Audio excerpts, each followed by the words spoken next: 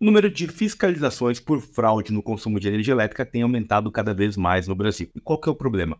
Muitas pessoas, após a emissão de um TOI, recebem uma cobrança, uma carta informando que tem um débito. E esses valores muitas vezes são abusivos por parte das concessionárias. Por quê? Elas não detalham o que deveriam detalhar, o cálculo é feito de maneira errada, e muitas vezes até a própria inspeção também é feita de maneira errada, às vezes por equipe própria da concessionária ou então por uma equipe terceirizada, que muitas vezes recebe valores maiores se encontrar o que é uma suposta irregularidade, popularmente falando, uma fraude. E o cliente, que muitas vezes está errado ao fazer esse tipo de coisa, acaba recebendo uma cobrança com valores muito maior do que deveria pagar com base no que está escrito na resolução da ANEEL. Nesse vídeo eu vou te explicar um erro que a concessionária comete, como você pode identificar isso caso esteja passando por uma situação como essa, ou então, se você é um profissional da área elétrica e trabalha como assistente técnico, se alguma pessoa te procurar pedindo orientação sobre isso. Meu nome é Daniel Machado Duarte, eu sou assistente técnico, perito judicial, especialista em fraude no consumo de energia elétrica. Dá uma olhadinha nesse exemplo prático que eu vou te mostrar, onde o cliente recebeu uma cobrança chegando a quase R$10.000. E um detalhe, o cálculo foi feito de maneira inadequada. Tudo começa com o TOI, que é o Termo de Ocorrência e Inspeção. Esse documento é emitido quando a equipe de fiscalização da concessionária de energia vai até a unidade consumidora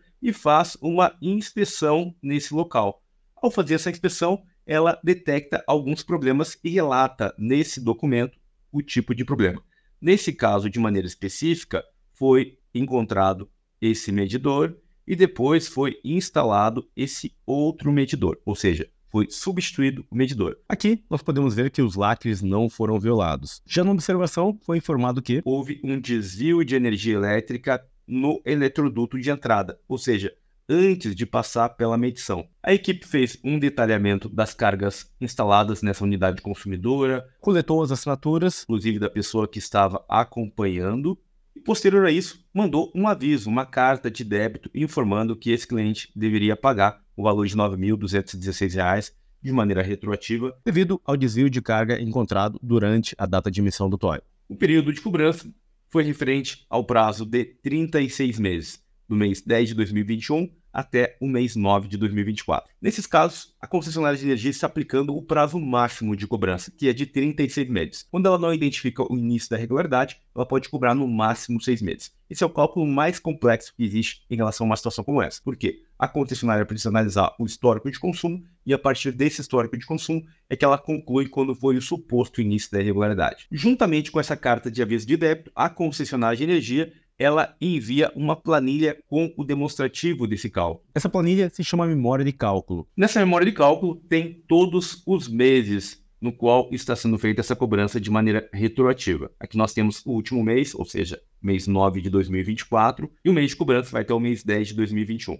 Como que é feito esse cálculo? A concessionária de energia tem a informação do consumo de energia pago pelo cliente, ou seja, no mês 9 de 2024 foi pago 239 kWh. Da mesma forma, no mês 7 de 2024 foi pago 217 kWh. Isso proporcionalizado em relação ao período de 30 dias ou 31 dias. A concessionária ela faz uma estimativa do quanto esse cliente deveria ter pago em termos de consumo de energia elétrica para esse período de 30 dias. E ela informa o seguinte: você me pagou tanto, só que você deveria ter me pago isso aqui. Existe uma diferença. Essa diferença é o valor devido nesse mês. Ela faz esse cálculo mês a mês, durante um período de 36 meses. Chega no final, ela soma isso tudo, dá um consumo total de energia não faturado e ela multiplica pelo valor do custo do quilowatt-hora, chegando assim no valor total que esse cliente tem a pagar, com base naquela diferença dos 36 meses. Ela leva em consideração o valor da tarifa vigente, considerando a data no qual ela emitiu a carta com o aviso de cobrança. E depois disso, o que acontece? Quando o cliente recebe essa carta, ele tem até 30 dias para recorrer. Qual que é o grande erro? Muitas vezes ele procura um escritório de advocacia e não um profissional da área elétrica. Esse advogado não tem condições técnicas de fazer uma análise como essa, porque não é só o prazo que está envolvido. Tem também os critérios adotados pela própria concessionária ao fazer a inspeção. Um profissional da área elétrica precisa analisar. Por isso que é extremamente importante que essa carta de contestação seja feita por alguém que é da área elétrica. Por quê? Essa pessoa,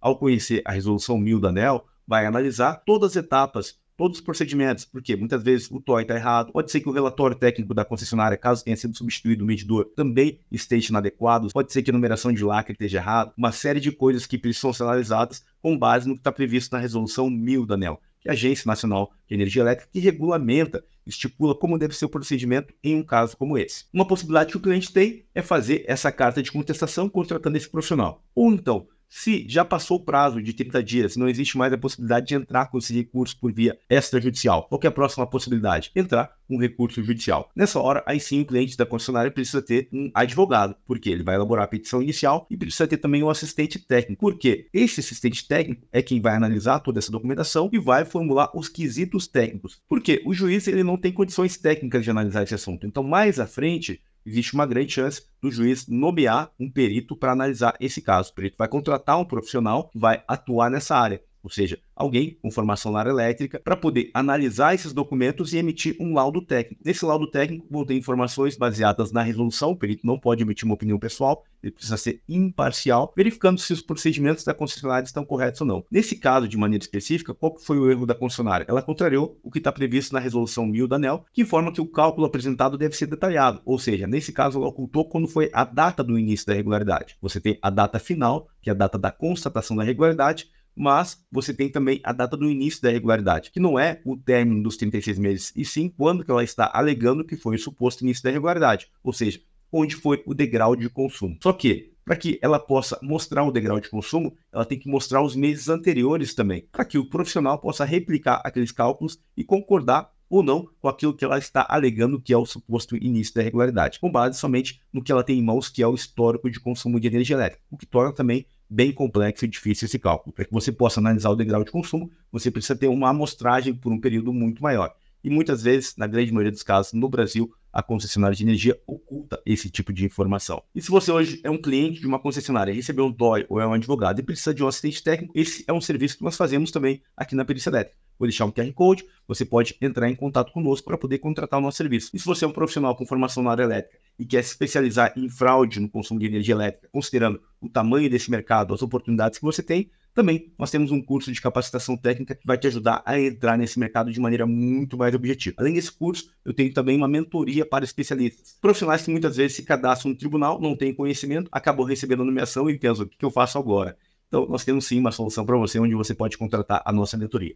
Tudo isso que eu comentei, nós temos links aqui na descrição desse vídeo, onde você vai poder conhecer um pouco mais sobre esse mercado. Além disso, nós temos muitos vídeos sobre fraude no consumo de energia elétrica aqui no YouTube da Perícia Elétrica. Aproveita e já dá uma maratonada nesses conteúdos que vão te ajudar bastante a entender um pouco mais sobre esse assunto. E aproveita e já deixa o seu like para nos motivar a produzir outros conteúdos como esse. E também se inscreve no canal se você quer ser perito na área elétrica, não só nessa área. Nós temos muitos conteúdos que vão te ajudar a começar e poder performar, podendo ter clientes em diversos estados do Brasil. Grande abraço e até o próximo vídeo.